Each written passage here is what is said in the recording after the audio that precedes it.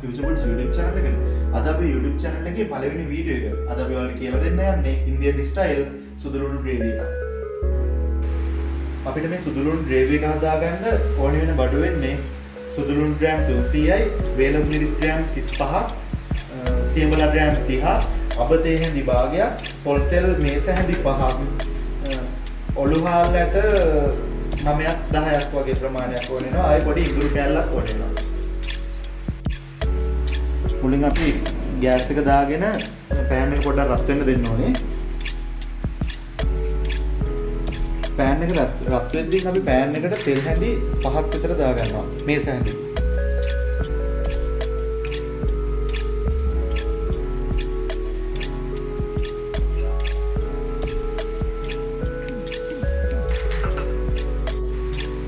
තෙල් එක ගානට රත් වෙගෙන යනකොට අපි මිරිස් ටික තෙල් එකට දා ගන්න ඕනේ බැද ගන්න.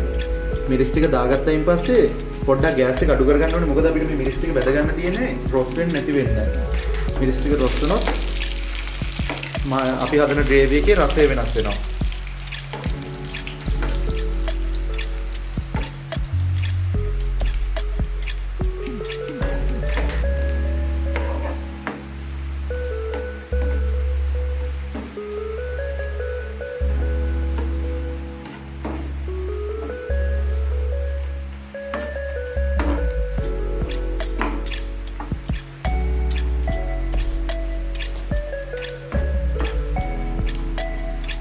මිරිස් ටික ලාවට පාට වීගෙන එනකොට අපි දැන් මිරිස් ටික ගන්න ඕනේ. නැත්තම් ගොඩක් රොස් වුණොත් රසය වෙනස් වෙන්න පුළුවන්, තිත්ත රසක් එන්න පුළුවන්.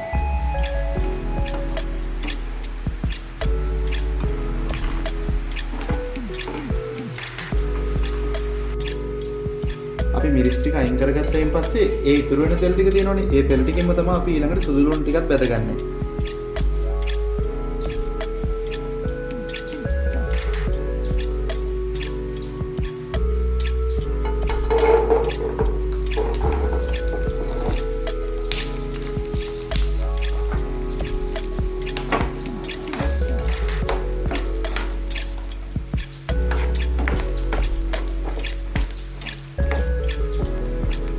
මේක සුදුලුණු ටික අපි විනාඩි 3ක් 4ක් වගේ බැදෙන්න දෙන්න ඕනේ මීඩියම් හීට් එකේ.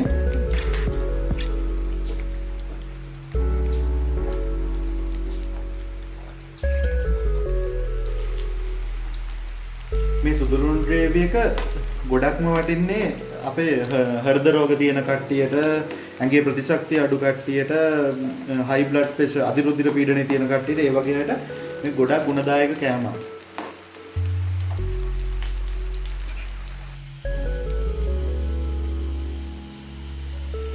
සුදුලුණු එක ලාවට දුඹුරු පාට වේගෙන එනකොට අපි මේකට දාගන්න ඕනේ පොඩි සුදු ඉඟුරු කෑලි දෙකක්. දෙකක් හෝ තුනක් හෝ ඉඟුරු රසයට ආස කට්ටිය මේ විදිහට දාගන්න. මොකද අපිට මේක මේ ෆ්ලේවර් එකක් තමයි ලාවට එන්න ඕනේ. ඉඟුරු ස්මෙල් එකක් තියෙනවා නම් කන්න ආස හිතෙනවා ඒක.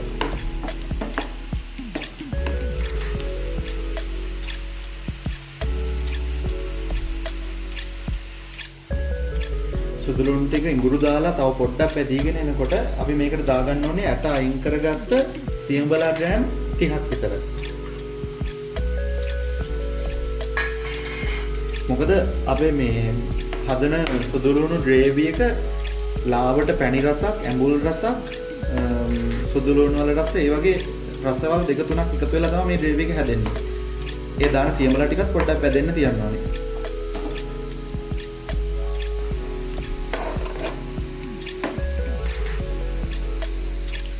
සුදුලුණු එක තව පොඩි වෙලාවක් තමයි බෙදෙන්න ඕනේ.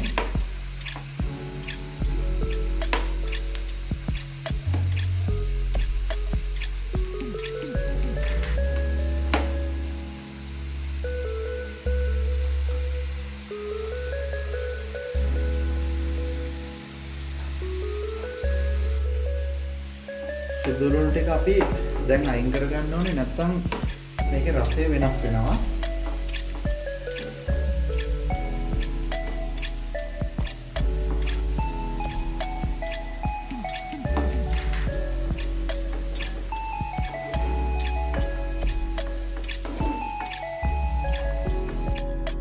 අපිට මේ සුදුලුණු ග්‍රේවි එක හදාගද්දී අපි අර මුලින් බැදගත්ත මේ මිරිස් ටික අපි බ්ලෙන්ඩ් කරගන්න ඕනේ. මොකද සුදුලුණුයි මිරිසු එකවර බ්ලෙන්ඩ් කරන්න ගත්තොත් එහෙම මේ මිරිස් ටික හරියට බ්ලෙන්ඩ් වෙන්නේ නැහැ. අපි මුලින් මිරිස් ටික බ්ලෙන්ඩ් කරගෙන ඉමු.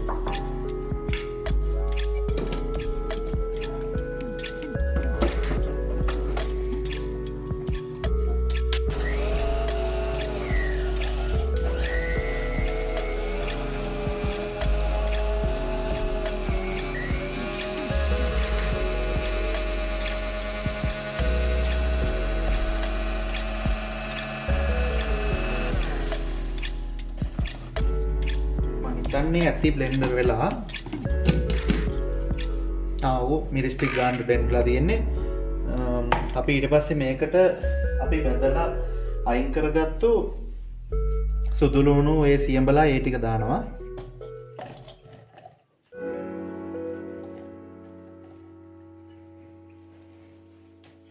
මේක අපි බ්ලෙන්ඩ් කරනකොට මේකේ තෙතගති අඩු හින්දා බ්ලෙන්ඩ් වෙන්න බලනවා අඩුයි. අපි ඒ හින්දා කලින් සුදුලුණු බැඳගත්ත ඒ තෙල් එකෙන්ම පොඩ්ඩක් මේකට එකතු කරගන්නවා.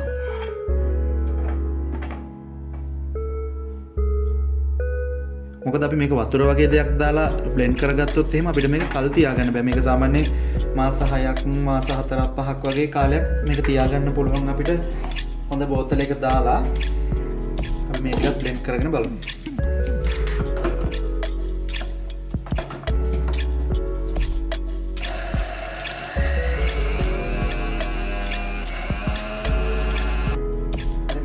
බ්ලෙන්ඩ් වුණායින් පස්සේ අපි බ්ලෙන්ඩ්ලා තියෙන්නේ.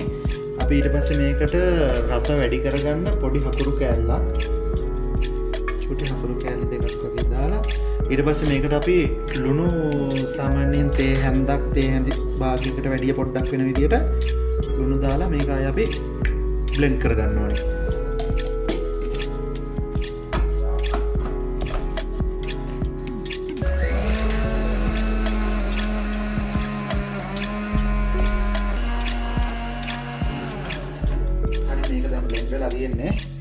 මේක අපිට හරි හොඳ බ්ලෙන්ඩ් වෙලා තියෙන්නේ. අපිට මේක මේ විදියටම කෑමට ගන්නත් පුළුවන්. ඒ නැත්නම් අපිට මේක ගොඩක් රසයි තෙම්පරාදුවක් වගේ දාගත්තොත් අපි එහෙනම් මේකට තෙම්පරාදුවක් දාගමු. අපි කලින් සුදුලුණු බැදගත්ත ඒ බැදගෙන ඉතුරුණු ඒ තෙල් ටිකටම අපි මේකට කරපිංච පොඩ්ඩක් චොප් කරලා දාගන්න ඕනේ.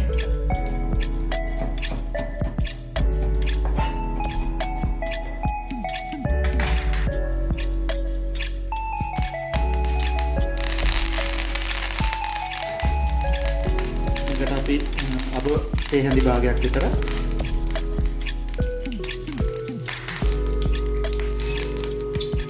ඔලු මහල්ලට 5ක්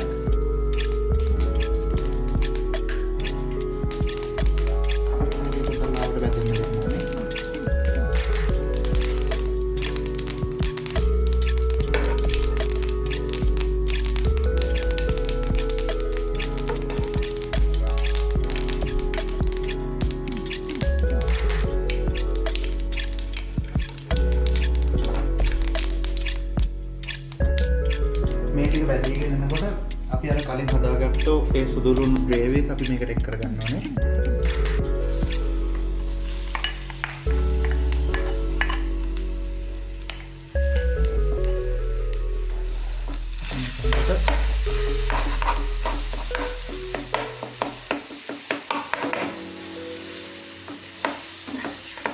හොඳට කවලම් කරගන්න ඕනේ. අර කරපිංචා ඒ අබ ඔලු හාලෙම හොඳට මික්ස් වෙන විදියට.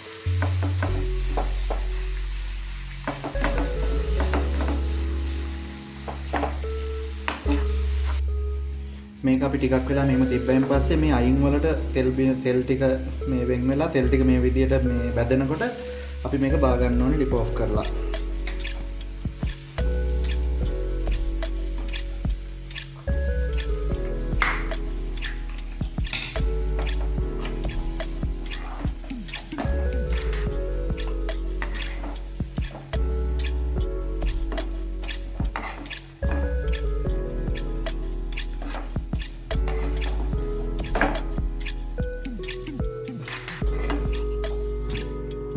හරි අපි ඉන්දියන් ස්ටයිල් සුදුලුන් ග්‍රේවි එක නම් හදාගෙන ඉවරයි.